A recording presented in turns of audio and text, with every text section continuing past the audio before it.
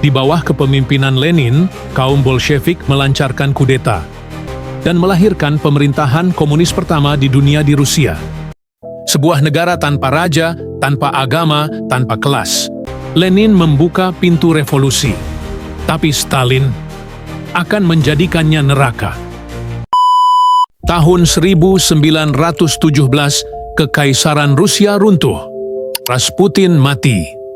Tsar Nicholas II turun tahta. Tapi kekacauan baru saja dimulai. Rakyat kelaparan, tentara lelah, pemerintah tak berdaya. Dan dari celah kehancuran itu, muncullah satu nama yang akan mengguncang dunia, Vladimir Lenin. Vladimir Lenin lahir pada tahun 1870 dari keluarga terpelajar di Rusia. Hidupnya berubah drastis saat kakaknya dieksekusi karena plot melawan Tsar. Peristiwa ini, ditambah dengan penindasan yang ia saksikan, membuatnya condong ke ide-ide revolusioner. Ia belajar hukum dan kemudian memeluk Marxisme, sebuah ideologi yang menyerukan perjuangan kelas. Sejak saat itu, Lenin mendedikasikan hidupnya untuk menggulingkan kekuasaan Tsar dan mendirikan masyarakat sosialis di Rusia. Di tengah gejolak dan kekecewaan rakyat terhadap Tsar, Revolusi Februari 1917 meletus, memaksa Tsar Nicholas II turun tahta. Namun, pemerintahan sementara yang terbentuk kemudian dianggap lemah dan tidak efektif. Saat itulah Lenin, pemimpin Partai Bolshevik, kembali dari pengasingan. Dengan slogan "Roti, Perdamaian, Tanah", Swinga menggalang dukungan luas di kalangan buruh dan tentara. Kaum Bolshevik yang semakin kuat melihat kesempatan untuk merebut kekuasaan. Pada Oktober 1917, di bawah kepemimpinan Lenin, kaum Bolshevik melancarkan kudeta. Mereka menyerbu istana musim dingin dan merebut kendali pemerintahan. Tanpa perlawanan berarti, Revolusi Oktober berhasil.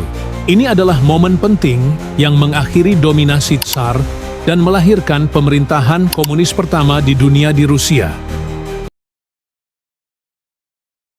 Setelah Lenin merebut kekuasaan lewat Revolusi Oktober, Rusia tidak langsung damai.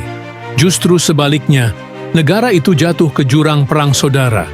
Tentara Merah, pendukung Bolshevik, melawan Tentara Putih, gabungan bangsawan, loyalis Tsar, dan anti-komunis. Kota demi kota terbakar. Rakyat terjebak di tengah. Ini bukan sekadar perang politik. Ini perang untuk menentukan masa depan Rusia, monarki, atau komunisme. Dan di tengah kekacauan itu, Lenin mengambil keputusan yang mengguncang dunia. Ia memerintahkan pembantaian keluarga Romanov, Tsar Nicholas II, istrinya, dan anak-anaknya. Dibunuh dalam gelap, tanpa pengadilan. Tidak ada pengampunan, tidak ada sisa kejayaan kekaisaran, hanya darah dan revolusi. Dari reruntuhan kekaisaran yang berabad-abad berdiri, Lenin mendirikan sesuatu yang belum pernah ada sebelumnya. Sebuah negara tanpa raja, tanpa agama, tanpa kelas. Namanya Uni Soviet, negeri yang lahir bukan dari pemilu, tapi dari pemberontakan dan darah.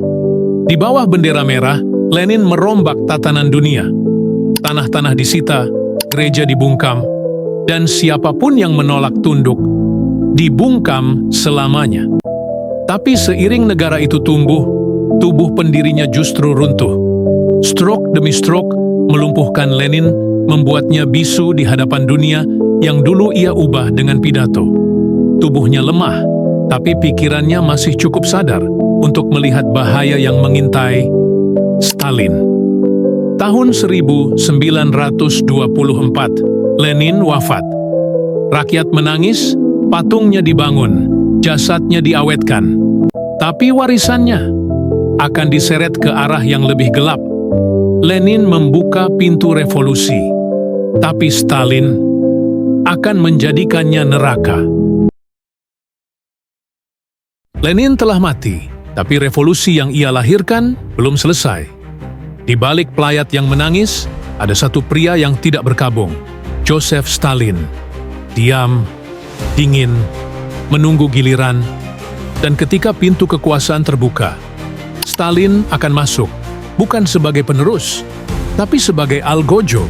Lenin menggulingkan Tsar. Stalin akan menggulingkan kemanusiaan.